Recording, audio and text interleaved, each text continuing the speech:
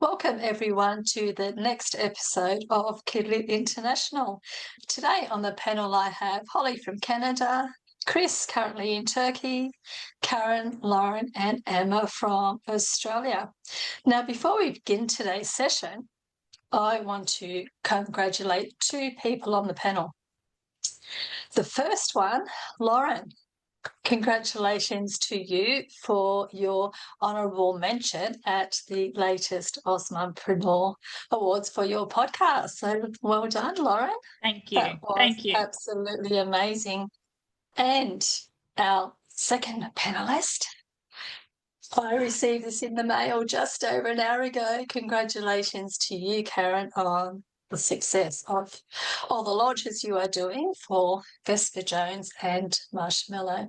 Gorgeous, gorgeous book. So congratulations to you as well. Beautiful things happening for both of you. So well done. And Karen, I thought with the success you're having and your profile is going up and up and up and up, and you are becoming somewhat of a local celebrity in your area, I would begin today with you because today I thought we would talk about the controversial topic of celebrities and should they write for kids' books. Controversial because, well, for a number of reasons, but some that just come to mind with me is that writing for kids is so specialised, whether it's a picture book or a novel. It's a really specialised craft. It requires certain skills and knowledge. And I'm not saying celebs don't have that. Some could be brilliant, beautiful storytellers, but there's so much involved in it. So, you know, and then I think publishers and all those in the process, involved in the process of making books, also have certain responsibilities. So it's a very controversial topic, not just in the kids' world, but in books in general. So, Karen, I thought we'd begin with you, local celeb. Let's go. What are your thoughts? I just want to be Poss out of Possum Magic. It's a bit of a prickly topic because publishers need book sales and high profile people can move books, and that brings money in and maybe to enable one of us to get a contract. But it's a bit prickly because they get doors open for them that we do not. And they can, sometimes you feel like it's so much easier for them because we slog away for years and we build our craft and we build our brand, and it's a slow burn and it's really hard to get anywhere, really. And it's real, but at the same time, it's really hard to sell books. But I think it's, if a celebrity is in a field where they're already creative and they write, I think it's a fair call. But because it's another avenue of their creativity, but I think where it gets murky is if they have someone help them their story, and then like even a ghostwriter. So then does that feel really fair or not? It's sort of a bit like fairness.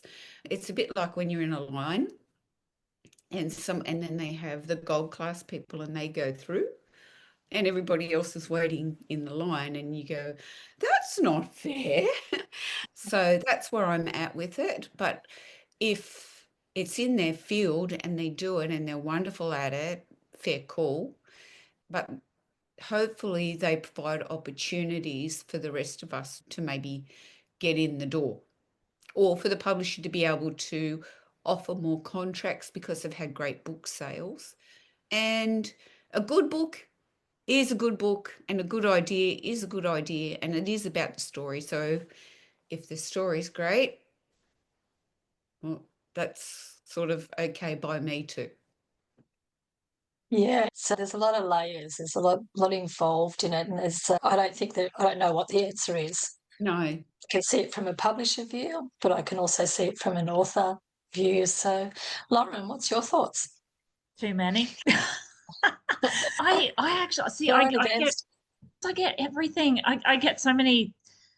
I get all the facets of this conversation, but from personal experience, I remember getting that news about 6, 7 years ago, where my manuscript was in acquisitions with a decent publisher, and the feedback was, we can't go ahead with this because Andy Lee has just brought out his other book of Do Not Open This Book, and he's going to kill it, and we can't compete with that. And I've gone, oh, okay, that sucks a little bit, but good to know. I write a bit, I'm on that kind of comparative level. I'm kind of cool with it. I also know professional ghostwriters personally who write for high profile people. And I don't want to get cancelled today, but I do know that, like, if you don't want to be a celebrity, ghostwriting for them is perfect because you literally do it in your PJs and no one knows who you are. It is wonderful. And so I get what Karen's saying as well, because I agree. And this is a really bad thing to say. There's lots of pigs at the trough who need feeding. And it's one of those, so celebrities as well, like, please don't judge them. Like, I've actually worked on movie sets and I've worked with some pretty high profile people myself, and people judge celebrity like it is easy for them. However, sometimes, yes, if you're born into that, there are some children of like influential people who automatically get catapulted, and I agree. But I know some self-made people who hustle so hard, where if you're an Australian and you're up at 4 a.m. doing press because that's when the US is open, and then you're up all day doing what you have to do in Australia, and then you've got to deal with the UK up until 10 o'clock at night because that's when they're open, and you're either doing press or you're in meetings or whatever. I know celebrity people who actually work and hustle, it's a hard gig too. And if they don't have time to necessarily write their own, or they've written it but they're having help or whatever, I can see people building their brand and also making their own brand sustainable by having these side hustles and gigs. Like, I get the beast. I really do. Is it fair? Probably not. But I've seen some people go from nobody to somebody. So if you have a problem with celebrity, be careful, because one day you might become one. That is so very true, isn't it? And, I guess, like I said, I can see it from both sides. As a publisher, I'd love to publish a celeb because that would skyrocket me and open a whole next level. I would go up at next level in so many ways. But at the same time, I think where publishers slip up when they do publish celebs is they don't always fact check correctly, and they don't always edit well. Story aside, it's all those other little bits and pieces that lets them down. And that's where I think people get upset with the whole celebs. pantry was a mess. Yeah, so I think it's a whole mix of everything. Emma is an illustrator. Is this the same in your world? So I think every illustrator would be so thrilled if they got paired with a celebrity.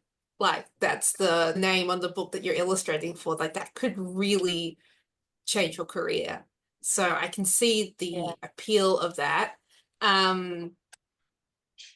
Yeah, it's a hard one. I really agree with everything everyone else has said. I understand that if a publisher is getting a better margin on sales and is able to take more risks because they've got more guaranteed sales, and that's building opportunities for people beginning their careers, I think that's really great. I definitely agree with, if you're a publisher taking on a manuscript from a celebrity, they're still just an ordinary person like the rest of us, and definitely still applying the same standards you would to any other manuscript, making sure it's well edited, you've got the perfect pictures for it. It's hard. And I know the Australian publishing world is like quite small. So I think like I get worried when big publishing houses, like the acquisition of smaller ones. I'd love to see lots of different publishing houses be super successful and super sustainable.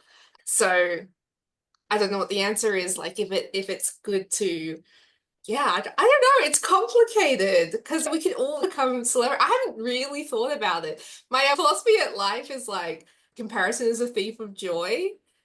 what a person, like a celebrity, like your definition of celebrity could be someone who's super, super successful in your industry, like a really good author, a really good illustrator, and you feel like they're getting more opportunities over someone else. Like I know that can sometimes get newcomers down.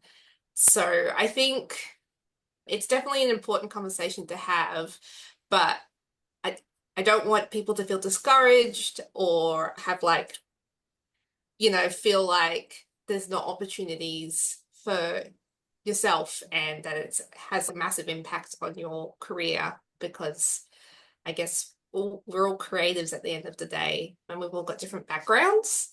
And I think if you just keep coming back to to being better than who, like the writer you were yesterday or the illustrator you were yesterday, I think that's still the most important thing, because it's tricky to navigate publishing. Publishing is really hard. Selling books is really hard.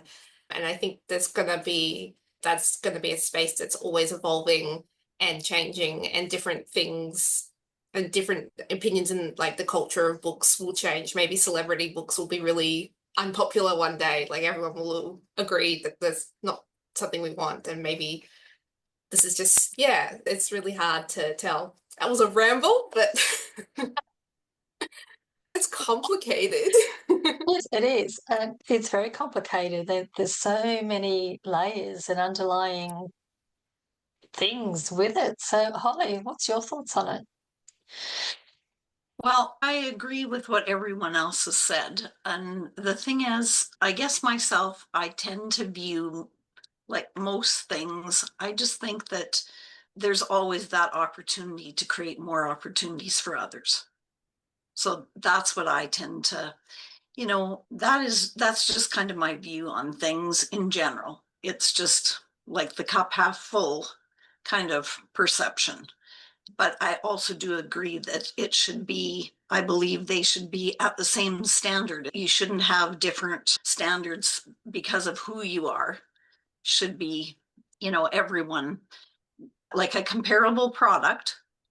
But I really do think we can have like just the average person, the average creative has a really good opportunity to be lifted much higher and faster by having a celebrity involved. Yeah, I think we've all said it's the standard. It doesn't matter who sends you a manuscript. You have to put the name aside and keep that standard. And that's what you've got to think. Like for me personally, that's where everyone has to be treated equally. And that's where the fairness comes in. Doesn't matter who you are. And like you said, Lauren, some celebs are just always there. Others have to work hard to get where they are. So keep those standards. Doesn't matter if you're big publisher, small publisher, because at the end of the day, you want to produce something beautiful for our kids. So, Chris, what's your take? As everyone says, it's a difficult one, but if you look at most celebrities, it's slightly different now, which I'll come on to in a second, but most celebrities actually have spent years building their brand. Yeah. People say don't meet your heroes, because actually that persona and brand a celebrity's built up generally isn't who they are. It's done to fit the niche they're working in. You tend to find most celebrities actually are very, very friendly, and you get surprised how normal most of them are. But they've spent years building that brand, using that brand to sell whatever they want to sell, whether that's books, whatever, is not a bad thing.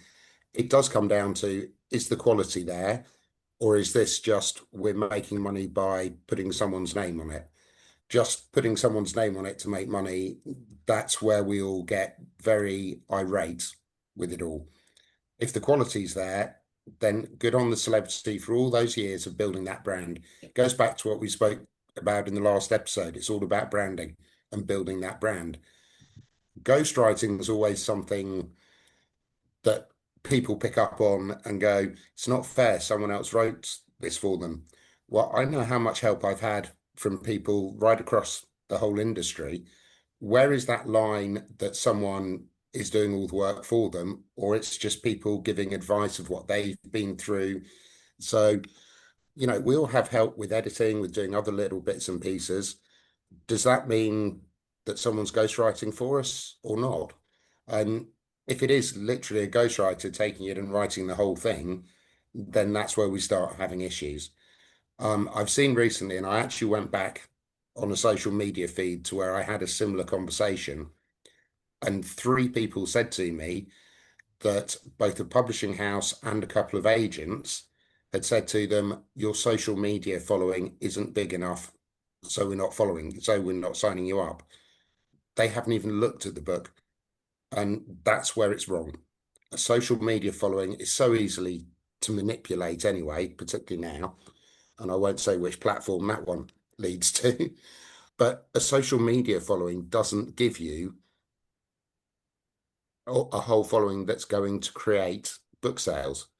Being a celebrity that's on TV all day or in films or as a sportsman, that's going to help.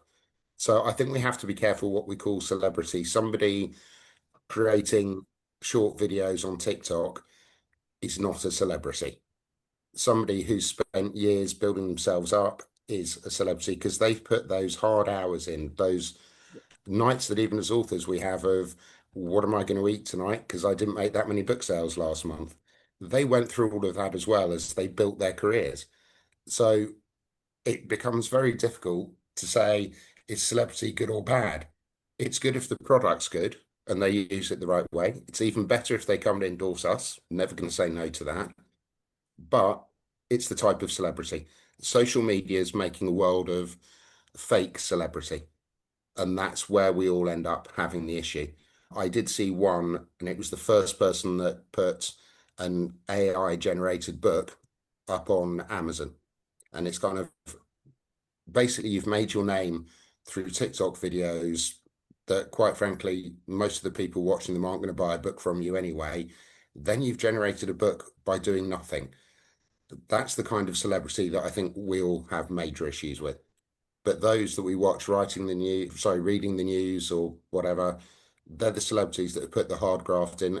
And actually, we want to know more about them. We want to read what they can come up with the creativity, how they interact with children, how they see life. We all like that about our celebrities, but it depends on the type of celebrity. Yeah, it comes down to authenticity, doesn't it? Holly, I'm just curious. I know in Australia, particularly our bigger publishers, they do, one of the first things they question when someone, if they're interested in a manuscript, is social media following.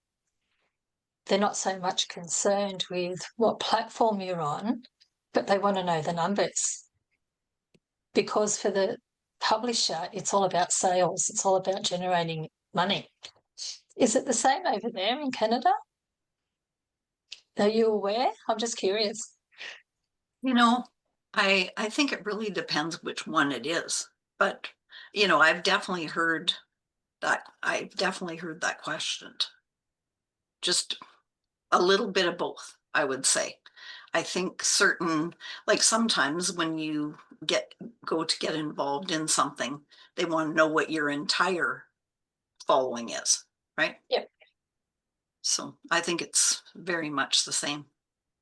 Karen, have you found that? Because you've submitted a lot of manuscripts. Have you ever had that in feedback? No. And I believe if you come from a mindset of there's enough space for all of us, then and instead of that there's only space for so many, I believe there's room for everybody. And a good story is a good story. And someone who's worked to build their profile and spent many years, and just because they're a celebrity doesn't mean they shouldn't be published. I think they should. So I want to say just keep doing your thing, keep building yourself. Don't worry about the celebrity stuff. There's enough room for everybody.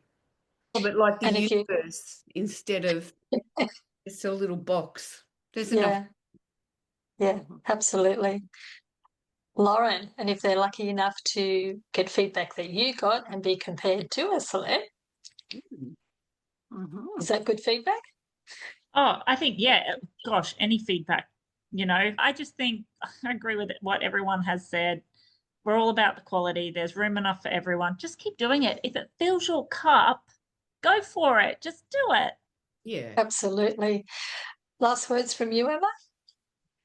Yeah, I think I feel like I'm forming my opinions during this podcast because I haven't really thought about it too much. Yeah. It is hard.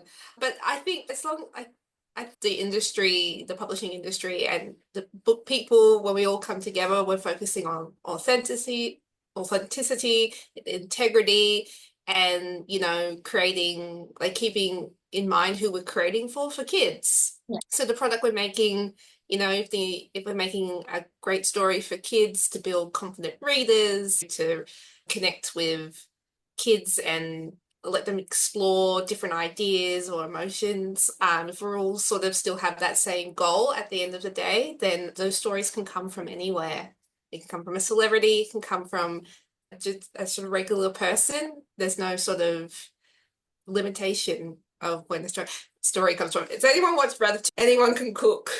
I love that. From Gusteau, go watch Ratatouille. Anyone can cook. A great writer can come from anywhere. Yes. Yeah. And last words from you, Chris? I think the only thing to realise is being a celebrity is a double-edged sword. You say one thing wrong and you're cancelled. If people don't like your celebrity persona, you can write the greatest children's book ever written and they still won't buy it because they think they know you as a celebrity. So it's fine people saying, oh, they've got this advantage, actually have created their own advantage. And B, they're under a lot more intense pressure than people that aren't celebrities. So it's very much a double-edged sword and it's nowhere near as straightforward as sometimes people think. Yeah, absolutely. So I think, it just always comes down to authenticity, integrity. Just be you. And as we all say, as book writers, if you've got the story, just write it. Just write it. And, you never know what will happen. So thank you, everyone, once again for your insights. And we'll chat again next week. Thank you.